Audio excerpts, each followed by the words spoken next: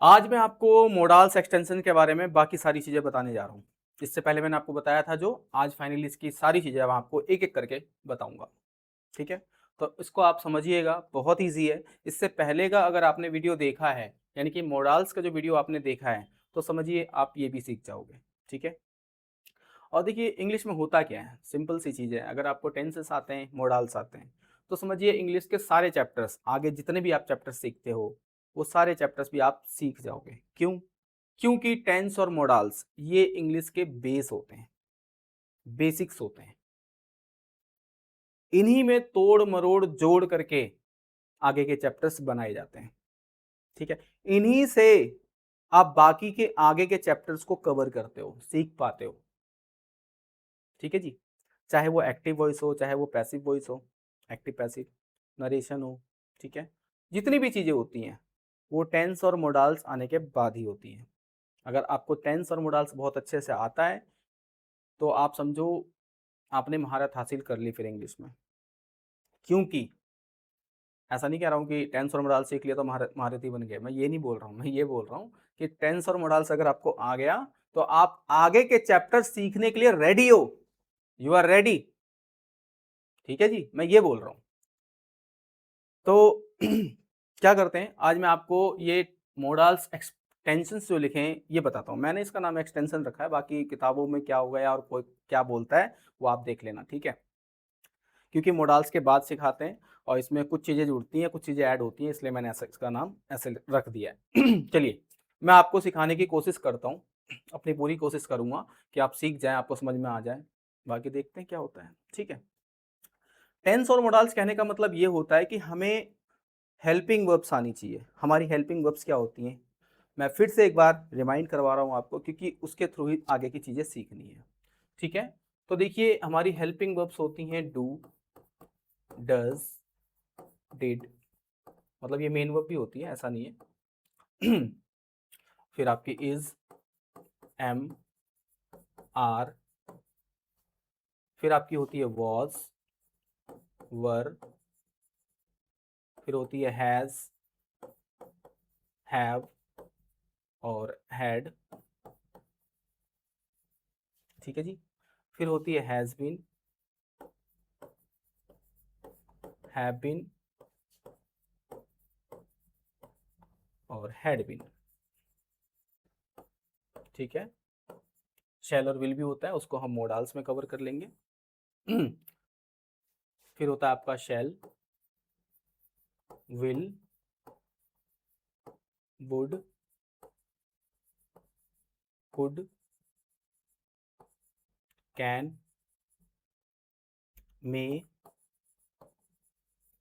Might, should, must, ought to,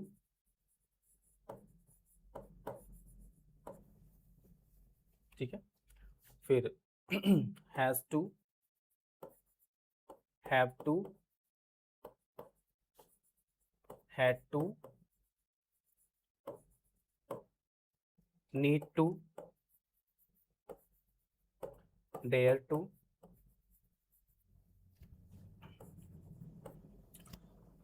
फिर इसके बाद आपका होता है is, am, are supposed to,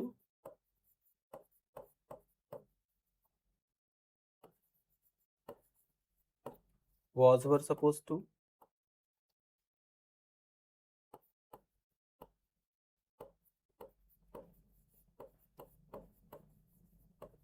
ये आपके सारे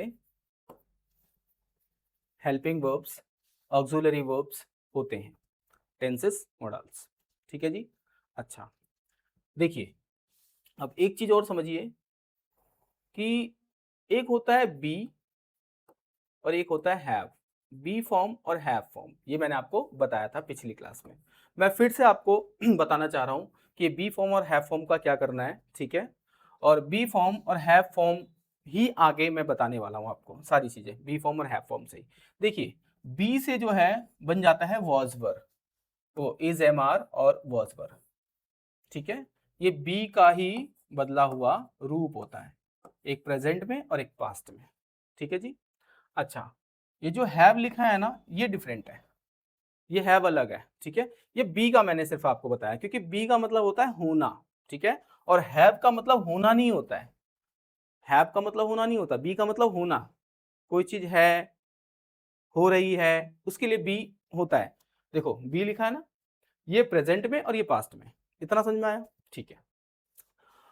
और ये जो हैव होता है ये डिफरेंट है, इसका मतलब होता है के पास है, के पास है।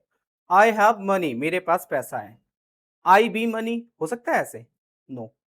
आई हैव मनी मतलब मेरे पास पैसा है, लेकिन आई बी मनी नहीं होगा। क्या होगा? I am doctor, teacher, what आप ऐसे बोल सकते हो, जो मैंने पहले बताया था। अभी फिर से समझ में आ जाएगा आपको।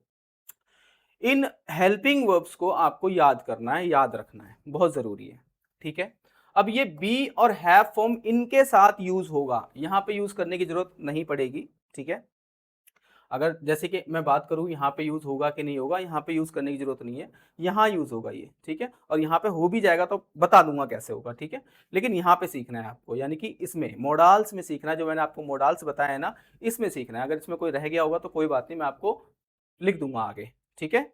चलिए अब थोड़ा सा आगे बढ़ते हैं, एक पेज ले लेता हूँ, थोड़ा सा और आपको समझाता हूँ।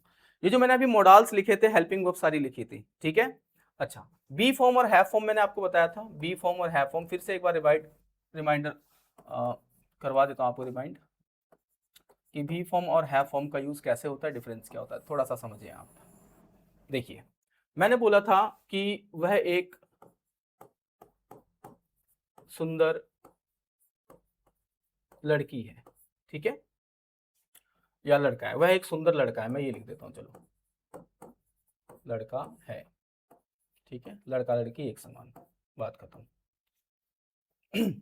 वह एक सुंदर लड़का है, तो हम लिख देंगे he is a smart boy, ठीक है जी। स्मार्ट मतलब भी सुंदर होता है, ऐसी बात नहीं है, इसलिए मैंने स्मार्ट लिख दिया। स्मार्ट में सुंदर भी कवर हो जाता है, इंटेलिजेंट भी कवर हो जाता है, ठीक है, और कई चीजें कवर हो जाती है, इसलिए मैंने स्मार्ट लिख दिया है। आप चाहो तो यहाँ पे हैंडसम लिख सकते हो, कोई दिक्कत नहीं।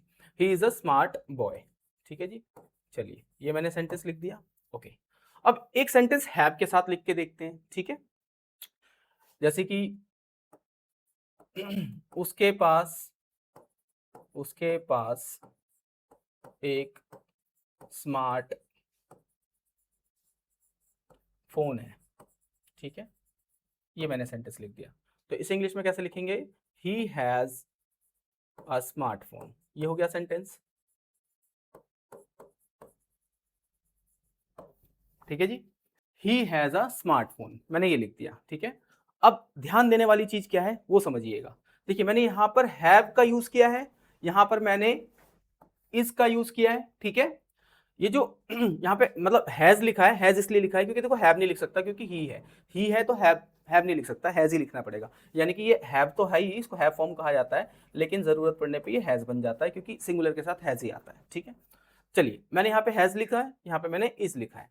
तो ये जो इज है ना, ये एक्चुअली बी की फॉर्म है। बी की फॉर्म कैसे, मैं आपको बताता हूँ। जैसे सेंटेंस लिखा हुआ है कि वह एक सुंदर लड़का है, यानी कि प्रेजेंट में बात कर रहे हैं हम कि वह एक सुंदर लड़का है, तो सेंटेंस क्या हो गया? He is a smart boy, ठीक है। अच्छा, अगर मैं ये कह दूं कि वह एक